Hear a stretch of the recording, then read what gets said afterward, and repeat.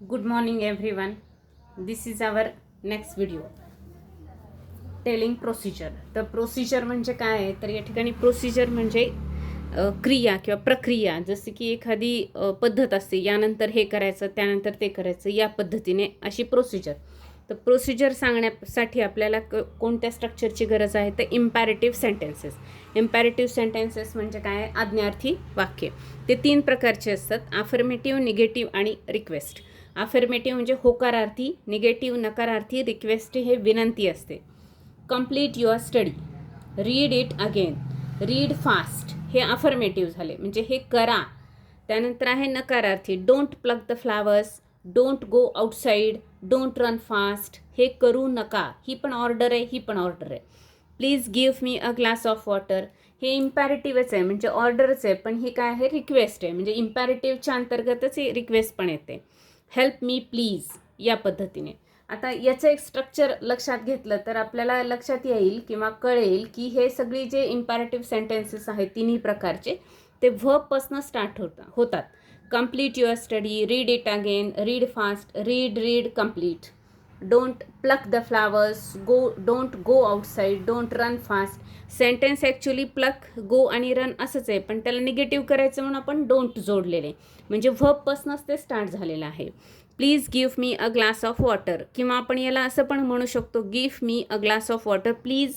तर हे पण कशापासून सुरू झालेलं आहे, व्हर्बपासून. हेल्प मी प्लीज व्हर्बपासून स्टार्ट झालेलं आहे. जर प्लीज असेल तर ते एक्सप्रेशन आहे म्हणून ते आधी येतं. जरी आधी आलं तरी वाक्याची सुरुवात जी आहे तर ती कशापासून झालेली आहे, व्हर्बपासून. त्यामुळे इम्पॅरेटिव्ह सेंटेन्स जे आहेत ते व्हर्बपासून स्टार्ट होतात. आणि त्याचा उपयोग कशासाठी होतो, तर एखादी प्रोसिजर सांगण्यासाठी, एखादी प्रक्रिया, की कोणत्या गोष्टीनंतर काय करायचं आहे असं जर आपल्याला कोणाला सांगायचं असेल तर त्यासाठी याचा उपयोग होतो. मग आता ही प्रोसिजर किंवा प्रक्रिया किंवा पद्धती जी आहे तर ही कशाची आहे, तर आपण हे डे टू डे लाईफमध्ये आपण काय काय करतो. How to fill water bottle, water bottle कशी भरायची. आपले आई मुलांना सांगत असते की आधी ती बॉटल घे, मग ती स्वच्छ पाण्याने धुवू आणि त्यानंतर त्याचं स्वच्छ पाणी भर आणि मग त्याचं टोपण घट्ट लाव वगैरे, किंवा थोडंसं जागावरती रिकामी ठेव आणि मग त्याचं बॉटलचं झाकण लाव, या पद्धतीने सांगते. म्हणजेच काय, ती एक प्रक्रिया किंवा पद्धती समजावून सांगत असते. तसंच काय, how to change pillow cover, how to insert refill in the pen, how to clean our study table, how to cover the book, बुकला कव्हर कसं घालायचं, how to wash the clothes. तर ह्या सगळ्या काय आहेत, क्रिया, प्रक्रिया, पद्धती, प्रोसिजर आहेत. तर ह्या आपल्याला सांगण्यासाठी इम्पॅरेटिव्ह सेंटेन्सचं जे स्ट्रक्चर आहे तर त्याचा उपयोग होतो. याशिवाय आपण अनेक डे टू डे लाईफमधल्या काही ज्या गोष्टी आहेत त्याचा पण आपण या ठिकाणी लिस्टमध्ये ॲड करू शकतो, त्या पण गोष्टी, आणि त्याचं आपण प्रोसिजर लिहू शकतो. आता आपण फॉर एक्झाम्पल मी 2 प्रोसिजर्स लिहिलेले आहेत, त्या आपण बघूया. First is how to fill water bottle. Water bottle कशी भरायची आहे. आता पहा, यासाठी आपल्याला सुरुवातीपासून करायचं आहे काय काय. ओपन द बॉटल, बॉटल उघडा. Add some clean water in it, clean water त्यामध्ये टाका. क्लीन द बॉटल डीपली किंवा थरोली असा शब्द आहे, म्हणजे बॉटल अगदी स्वच्छ धुवा किंवा क्लीन करा. Take fresh and clean water, fresh आणि क्लीन वॉटर घ्या एका ग्लासमध्ये किंवा जगमध्ये, मगमध्ये. Fill the bottle, bottle fill करा. टाईट द लीड किंवा pack the cap of the bottle, cap पण म्हणतात, झाकणाला कॅप म्हणतात किंवा लीड म्हणतात, कोणतं पण चालेल.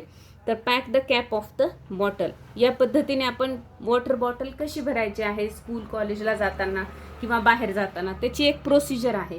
तर ती आपण या ठिकाणी बघितली आहे. आणि यासाठी आपल्याला कशाचा उपयोग झाला आहे, तर इम्पॅरेटिव्ह सेंटेन्सचा उपयोग झाला. पहा, open, add, clean, take, fill, type, pack, हे सगळे काय आहेत, व्हर्बपासून स्टार्ट होणारे सेंटेन्सेस आहेत, म्हणजे हे इम्पॅरेटिव्ह सेंटेन्सेस आहेत. आणखी एक प्रोसिजर आपण बघूया. How to change pillow cover, how to change pillow cover. Take the pillow, take out the old cover, take new clean cover, cover the pillow with that. Take the pillow, pillow घ्या. Take out, इथं phrase आहे ही, take out म्हणजे काढणे. The old cover, old cover काढून टाका. Take new clean cover घ्या आणि cover the pillow, पिलोला cover घाला. कव्हर हे व्हर्ब पण आहे आणि कव्हर हे नाऊन पण आहे. तर कव्हर द पिलो म्हणजे पिलोला कव्हर घाला विथ दॅट, कशापासून, जे न्यू वन घेतलं होतं त्यापासून. या पद्धतीने आपण ह्याचं काय करू शकतो, प्रोसिजर लिहू शकतो. मग आता आपल्याला प्रॅक्टिस म्हणून काय करायचं आहे, तर असे आपले डेली रुटीनमध्ये आपल्या अशा कुठे छोट्या कोणकोणत्या गोष्टी आहेत की ज्याची आपल्याला प्रोसिजर सांगता येईल. मग त्या साध्या असल्या तरी चालतील. जसं की how to clean the pots, how to select the vegetables, how to clean the fridge वगैरे. या पद्धतीने पण आपण घेऊ शकतो. जितके जास्त मोठी प्रोसिजर घेऊ आपण तितके आपल्याला वर्ड्स हे जास्त यूज करावे लागतील, व्हर्ब जास्त यूज करावे लागतील. जसं how to clean the hall असं असेल तर त्यासाठी आपल्याला आणखी जास्त सेंटेन्सची गरज असेल. तर या पद्धतीने आपण हे जास्तीत जास्त प्रोसिजर लिहिण्याचा प्रयत्न करायचा आहे. Write down 20 procedures and read them aloud 2-3 times. हे आपलं या व्हिडिओसाठीचं किंवा या लेसनसाठीचं होमवर्क आहे. आणि हे होमवर्क आपण जितकं जास्त डिटेलमध्ये करू तितकी आपल्याला काय होईल, प्रॅक्टिस होईल.